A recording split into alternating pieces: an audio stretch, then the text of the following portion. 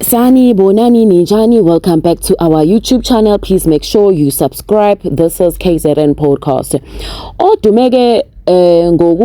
Odume ngokushaya amahlaya okanye ngokuthuka nokudicelela phansi isilo sakwaZulu uMisuzulu uMax Makhanya udume ku TikTok ubeselunge eyimvu yenkosi izolo ngesikhathi ebizwe unyanga uBhaka waduma kudala emakethe ngokulapha ilonda kanti khona manje abaholi bendabuko bebegana unwabo ngosaziwayo wa ku TikTok othuka isilo uMisuzulu kaZulu ithini bathi usetshenziswa ukubukela phansi ubukhosi bakwaZulu.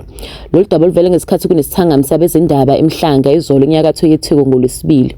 uMax Makhanya wenze izinsolo ezishaqasazo ukuthi isilo uMisuzulu akuyona indodana ezalwa yisilo esakhothwa uMuzulu ithini kaBheka uZulu. uMax uphinde waveza ukuthi indlovukazi engasekho uMantombi kaSobhuza yakuyajola ngaphambi kokuthi ishade nenkosi. Wathi indlalifa yangempela kufanele kube uSimakade umntwana uSimakade.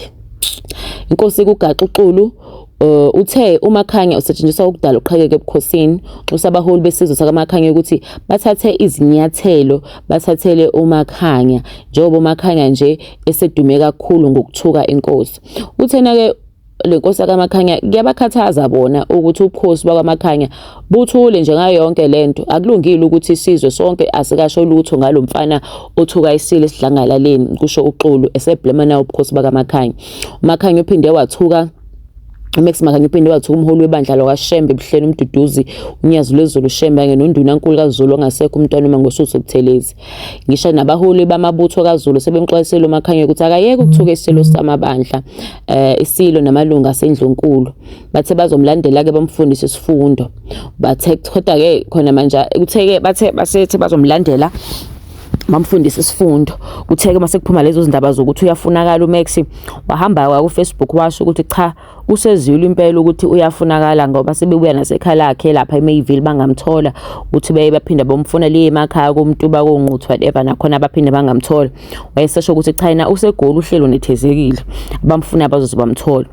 Phinde futhi uMakhanya washaya ngwijigwebo wabuya futhi ku TikTok wathi hayi impela yakhe sengcupheni so uzothanda ukuthi akathathe lesikhathi lesi azama ukuxolisa ngokwenzakalile. Waphinde wabuya futhi uMakhanya wathi hayi gede ningazongibhedela la ngizongixolisani lo baba lo ngifunayo oyinduna yamabutho akahamba yosothi into zakhe ayeke nokuthi alokho elandelana naye.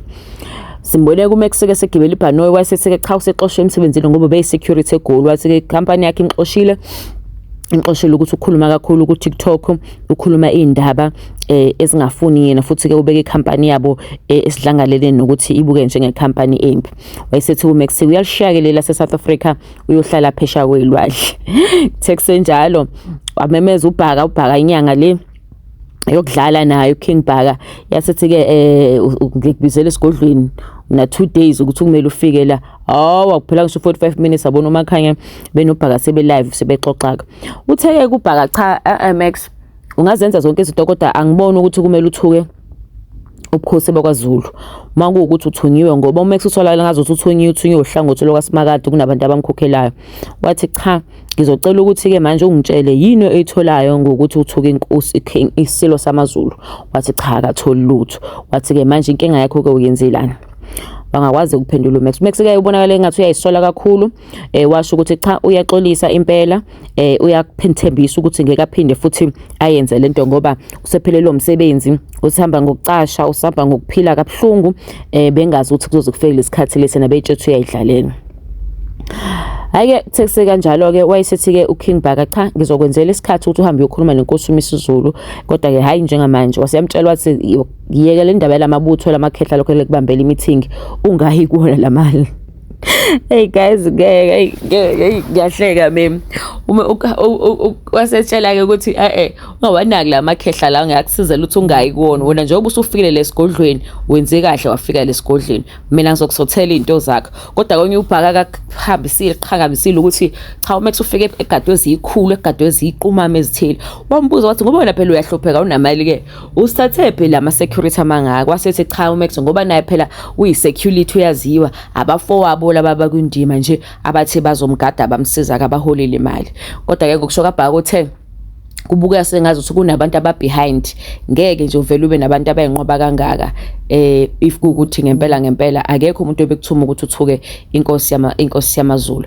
Guys, uMexico on a serious note, he has said so many things about the King Mrs Zulu. Nkosi yami Shembe, izinto engafuna ukuthi ngize ngiyifake la ngoba asikho isidingo sokuthi siyifake la. Ubujivazile nje ukhosi bakwaZulu ubethwe ngathi uthukela umfana kamakhelwane njena bevela avuke nje ku TikTok nje hayi guys, and ngasho nakhona ukuthi cha ngicabanga ukuthi mhlawumbe ngekhathi zoshaka if ngempela nje wade yenza lento uMax wengekaphili, if kuthi ngempela bese nobukhosi bangempela bezovela nje alande ukuthi mabutho umtholini nimlethela avela nqonye. Mina nje bengathi uMax akangashibulawa ngoba phela sethi ke mangibulawa yini bengithi mina uMax akavele nje ashawe nje bamlalela endleleni bamshaya yabona lento ukuthi ushawe ungakwazi ngisho kuyikhotha ulimi yabo ashawe bese yayekwa ngabulawa agcine ngci. But anyway, make sure you subscribe to our channel.